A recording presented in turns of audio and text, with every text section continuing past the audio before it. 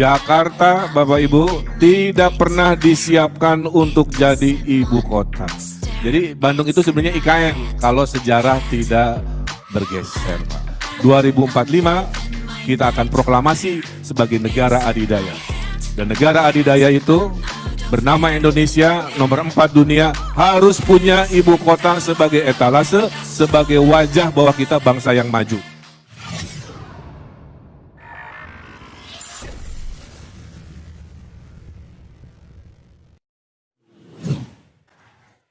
Kita mulai dengan gambar ini, Pak. Tolong ditampilkan di layar.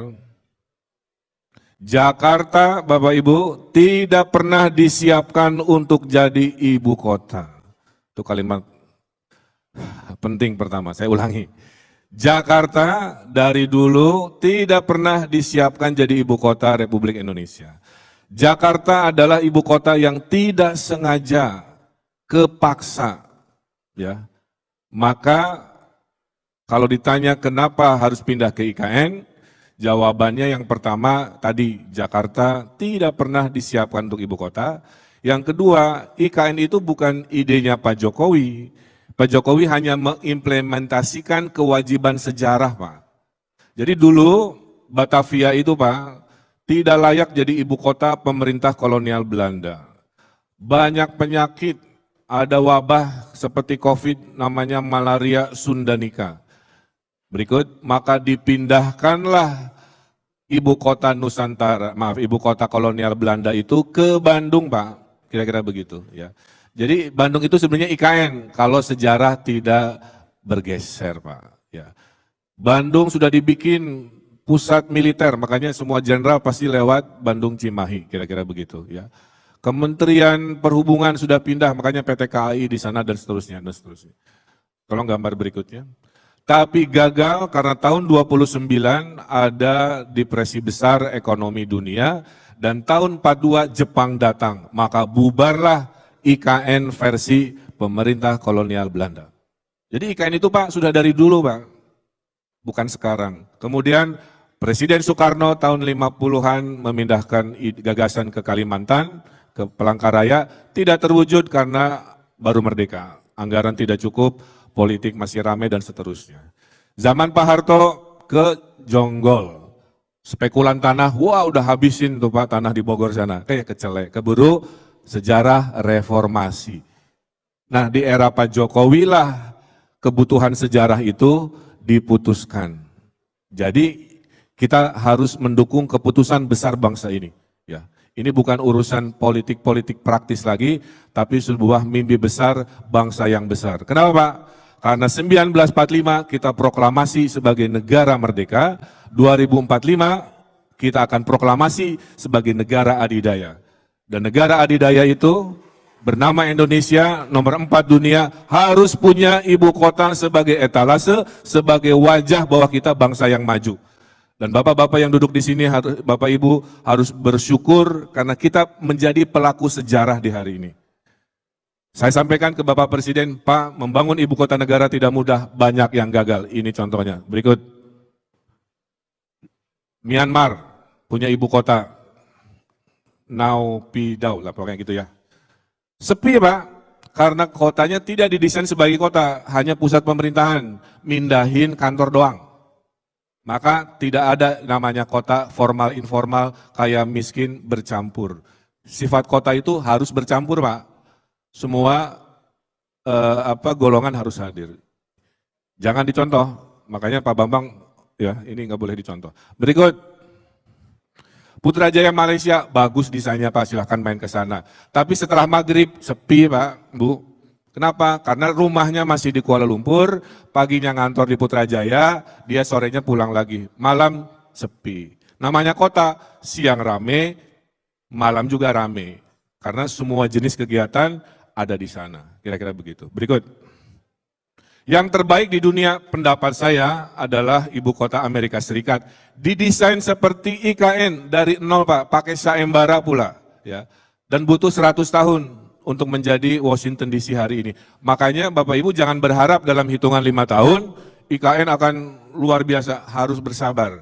Kita bapak ibunya yang mendirikan IKN, anak cucu kita yang nanti menikmati IKN sebagai kota kelas dunia di 2045. Itu rutenya. Ya, berikut. Australia juga sama Pak, ramenya di Sydney, ramenya di Melbourne, ibu kotanya sepi, kurang manusia. Kotanya keren, indah, tipikal Australia, tapi sepi. Maka berikut terakhir, nah ini adalah ibu kota yang terlalu luas, jauh-jauhan, akhirnya kurang manusiawi. Orang susah jalan, kepanasan. Maka saya bilang IKN, di daerah yang banyak manusianya harus punya konsep namanya livable. Cirinya ada orang jalan kaki. Kalau di IKN Nusantara nanti tidak ada orang jalan kaki, kita gagal sebagai kota yang manusiawi. Kemana-mana harus naik kendaraan, kemana-mana harus naik mobil, itu ciri kota, kita mengulang kota yang keliru. Nah, Brasilia ini keliru kira-kira begitu menurut ilmunya. Nah, oleh karena itu berikut, ibu kota Nusantara diputuskan di Kalimantan, tapi tidak di Palangkaraya karena kita butuh unsur air, lautan yang menjadi bagian dari ibu kotanya. Maka kita pindah ke Penajam Pasir Utara di sini. Bapak Ibu kalau ambil garis Pak, itu kalau naik pesawat Pak, kurang lebih 3-4 jam ke arah barat, ke arah Aceh, ya.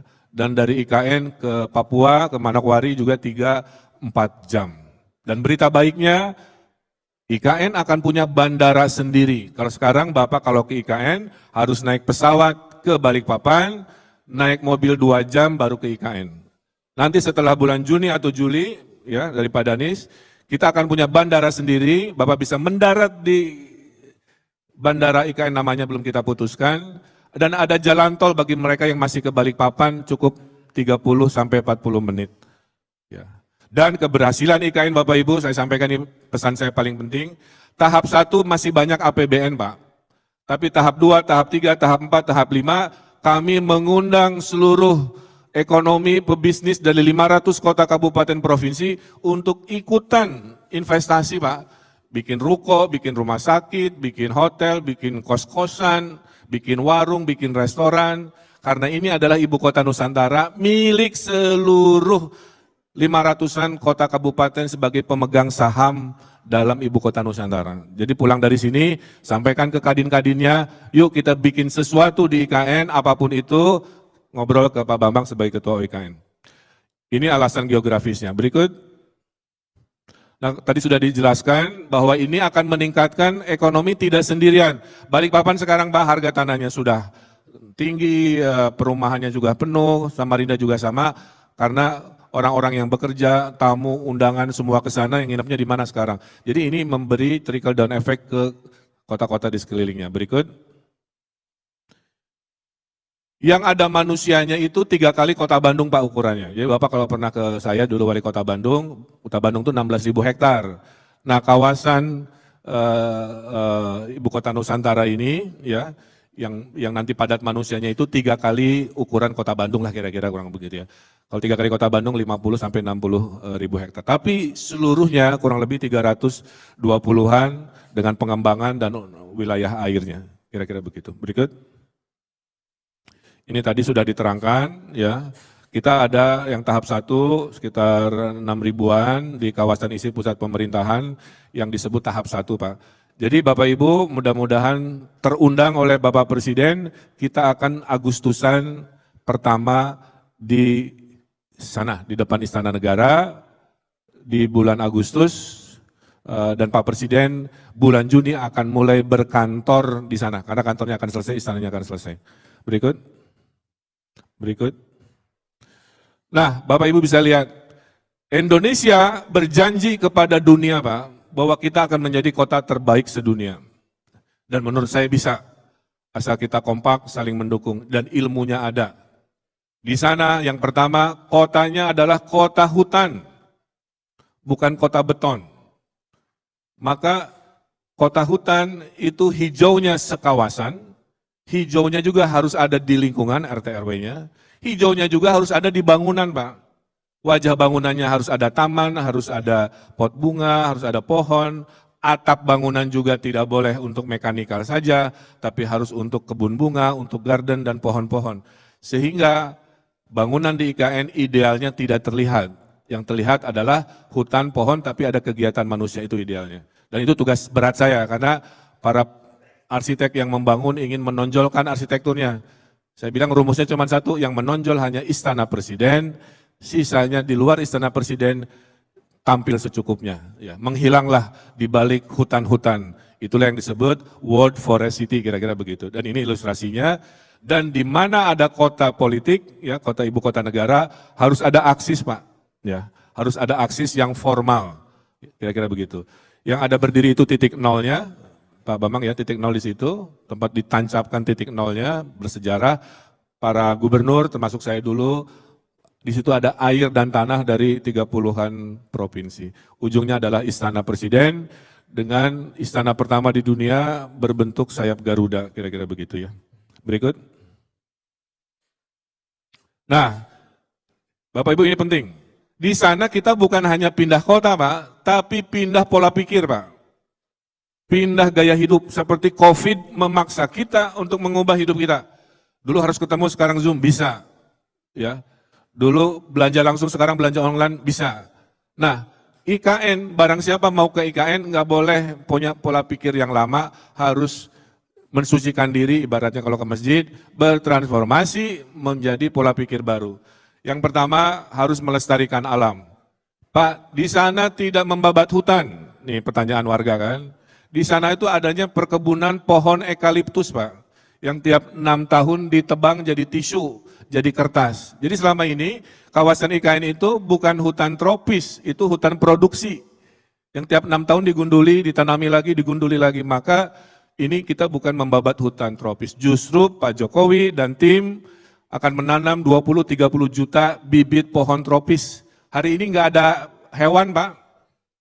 Ya, siapa yang, karena nggak ada bunga. Kalau bunga nggak ada lebah, kalau lebah nggak ada burung, kalau burung nggak ada monyet, kalau monyet nggak ada macan, nggak ada. Nah, nanti dalam hitungan tahun kita kembalikan keragaman tropis itu dengan 20-30 juta pohon tropis, sehingga nanti bunga hadir, kupu-kupu hadir, lebah hadir, burung hadir, fauna hadir.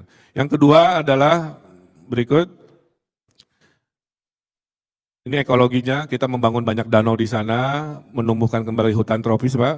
Kalau datang ke sana sekarang masih monokultur ya, nanti mah beragam rupa-rupa. Berikut. Nah, kenapa ada transformasi? Di sinilah satu-satunya kota di Indonesia yang seluruh suku bangsa, seluruh kota kabupaten boleh punya gagasan di sini. Jadi Pak Bambang menunggu gagasan Bapak Ibu dari Papua, dari Maluku, dari mau diapain IKN, silahkan terbuka karena ini milik bersama. Itulah bedanya kita dengan kota-kota lain yang terlalu homogen oleh suku bangsanya, oleh provinsinya. Di sini kota bersama ya. Jadi ini bukan, mohon maaf, bukan kota simbol Kalimantan Timur saja, tapi kota semuanya. Silahkan punya gagasan dan ditunggu. Berikut. Nah, hidupnya juga harus berubah. Di sini ada yang tinggal di tanah, rumah-rumah, ada yang tinggal di apartemen supaya hidup lebih efisien. Di mana punya hutan di bawah bangunannya, di dalam bangunan dan di atas bangunannya. Dan yang menarik, semua apartemen di sini nanti ada jembatan, Pak. Jadi Bapak kalau buru-buru, lagi kangen sama tetangga sebelah gitu ya, nggak perlu turun ke bawah, pencet lagi, cukup lewat jembatan antar apartemen, bahkan ke kantor Bapak Ibu, bisa cukup lewat jembatan tanpa bertemu aspal. Inilah konsep baru yang saya bilang, hidup lebih sehat, lebih banyak jalan kaki ketimbang hari ini gaya Bapak Ibu kita, saya juga dikit-dikit naik mobil, dikit-dikit naik mobil. Di sana kita ada multimoda. Berikut, mobilitas mayoritas harus jalan kaki, kalau bisa naik sepeda, ada bis listrik yang sedang disiapkan, karena di sini kita sudah berjanji kepada dunia untuk zero emission, maka kendaraan bensin itu dilarang, Pak.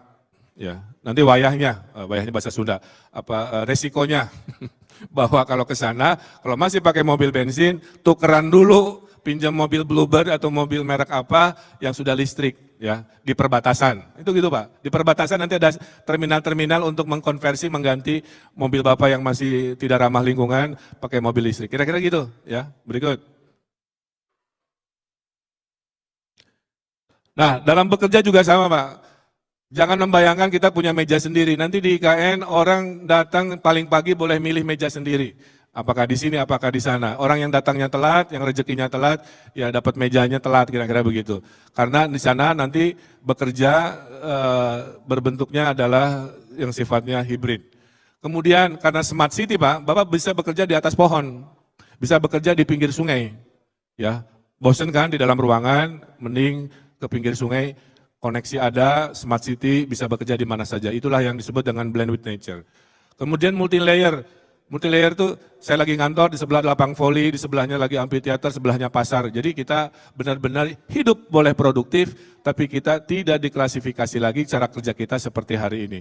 Makanya nggak ada Pak kota dunia yang dipersiapkan serevolusioner ini kecuali Nusantara. Berbanggalah kita, tapi sukses gagalnya tergantung kita mau berpartisipasi atau tidak. Ya. Kemudian ada seamless, seamless itu antar departemen, antar kantor ada jembatan, sehingga kalau mau rapat antar kementerian itu bisa lewat jembatan, bisa lewat sesuatu, dan juga tentang persiapan untuk work 5.0-nya ya, bahwa di masa depan teknologi akan menggantikan. Terakhir, berikut. Nah, ini lanjut aja. Ini yang tadi kerja campuran, bekerja dengan lingkungan alam terbuka di mana saja, terus kemudian ini fungsi-fungsi campuran, ya, berdekatan, tidak jauh-jauhan seperti hari ini. Berikut. Ini koneksi antar kementerian, antar kantor. Berikut. Terintegrasi semuanya dalam satu ruangan. Dan terakhir adalah persiapan kita kerja dengan full digital. Berikut. Terus. Nah ini bulan Agustus kita upacara di sini Pak. Ada tulisan sumbu kebangsaan tuh Pak, yang kanan bawah. Nanti upacara di sana sedang dipersiapkan.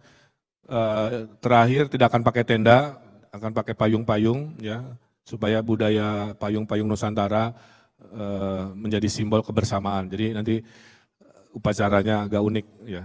Kemudian ada kantor presiden yang ada burung garudanya, kemudian ada istana negara. Kalau Bapak nanti masuk ke istana negara Pak, semua budaya ngumpul di situ Pak.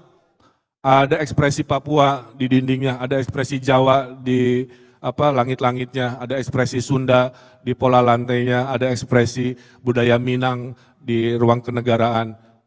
Kan nggak pernah ada seperti ini ya. Itu ada di sini Pak. Bapak Presiden Jokowi itu, mohon maaf ya saya cerita, beliau pernah curhat ke saya dalam suatu kesempatan.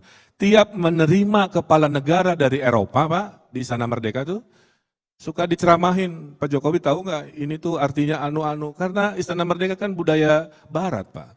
Jadi selama ini sampai hari ini ya, bangsa yang luar biasa ini istananya masih dengan simbol-simbol penjajah Pak. Nah disinilah kesempatan ya, nanti istana kita mewakili harga diri kita, martabat kita, semua kekayaan Nusantara nanti tumplek Pak, interiornya terekspresikan. Itu janji kami yang saya sangat banggakan. Berikut. Terima kasih. Tepuk tangan sekali lagi untuk PUPR, untuk yang, karena saya belum pernah dalam sejarah Republik ini Pak, kerja siang malam berinovasi, dikejar waktu, ya, mewujudkan tahap 1 dengan luar biasa, ya. Pak Danis mewakili Pak Menteri dan lain-lain, saya saksi hidup, bersaksi tim PUPR dari sisi membangun, waduh, semua ilmu diturunkan Pak, ya, dari ilmu nyata sampai gaib semua hadir di sini. Kejar setoran 17 Agustus. Tercapai Pak, coba. Saya bayangkan sebagian dari kita ke sana nanti meneteskan air mata, percaya Mas saya. Ya, luar biasa. Saya nggak bisa ceritakan di sini Pak, harus melihat wow-nya itu di sana. Berikut. Nah ini contoh tugas saya. Tadinya apartemennya kayak Jakarta Pak, kaca-kaca gitu kan ya, kayak Sudirman Tamrin gitu. Saya bilang nggak boleh lupakan pola pikir itu. Di IKN harus hijau kayak hutan bawahnya, harus banyak air, banyak pepohonan. Bangunannya harus ada balkon-balkon kehijauan, atasnya harus jadi hutan kecil, warnanya harus warna kayu supaya nyamar menjadi kayak hutan. Kalau bangunan bisa hilang, itu bagus, bukan bangunannya berteriak. Ini contoh yang terbaik untuk tipe apartemen yang sedang konstruksi. Ya, berikut, lihat kantor Pak Kapolri, ya, keren begini nggak ada di dunia, masuk jalan-jalan silahkan ke seluruh dunia, nggak ada kantor polisi sekeren kantor polisi Republik Indonesia. Tepuk tangan untuk Polri. Nggak kayak kantor polisi Pak, kayak hotel di Nusa Dua, tapi isinya polisi, gitulah kira-kira. Ya, Jadi suasananya menyenangkan, bikin apa, tapi isinya polisi lagi bekerja melindungi kita. TNI juga sama, semua sama. Berikut, nih kantor polisi aja begini. Berikut, terus coba ya, ini kan taman, ada air, ada hutan dan lain sebagainya. Berikut. Ini jumlahnya puluhan Pak, yang saya tampilkan hanya 2-3 aja ya, mewakili imajinasi bersejarah ini luar biasa. Jadi kalau kita tidak bangga, kalau kita masih berdebat urusan IKN dengan urusan lain, menurut saya kita mundur ke belakang. Udah fokus aja ya. Semua juga pasti ada plus minus. Mau sampai kapan kita sebut siap? Nggak ada.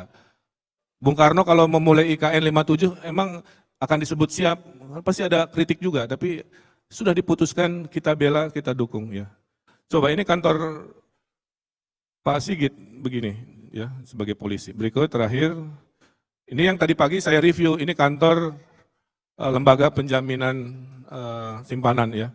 Sama hutan, tahap 2-nya juga menghutan, bangunannya menghilang, tapi canggih di dalamnya pakai HP bisa ngapain aja. Nah, terus udah ya. Nah inilah kira-kira nanti jalur pedestriannya. Kita desain pohonnya tidak hijau karena ada pohon yang bisa berwarna kan. 2 bulan dalam setahun pohonnya ungu semua, jacaranda dalam 1 bulan setahun pohonnya warna kuning ya, atau warna-warna partai kalau ada bisa kita akomodasi karena ini milik bersama. Kabarkan saya kalau ada pohonnya biru atau oranye ya kita bagi-bagi ya. Itulah kira-kira sedikit penutup dari kami bahwa IKN ini adalah sebuah keputusan sejarah, bukan hal baru dari zaman kolonial sudah ada, tapi takdirnya tidak datang, datangnya di zaman kita, yang sekarang Bapak Ibu sebagai kepala daerah, kami tunggu ide-ide, investasi, karena APBN tidak akan cukup Pak. Ya. Ini adalah milik bersama, dan hari Senin harga naik, ya. Kontak saya karena bisa diskon.